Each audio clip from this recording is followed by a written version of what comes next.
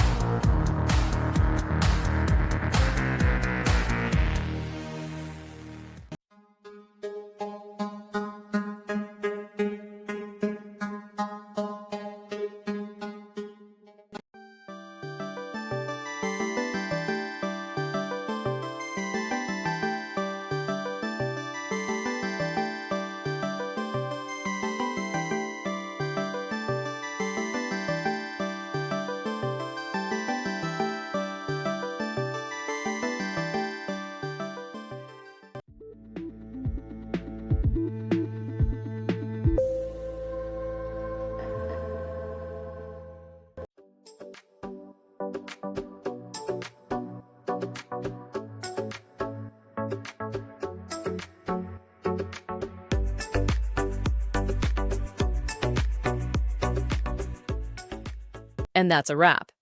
I hope you found the answer you were looking for. If you did, take a second to hit that subscribe button. It really helps out.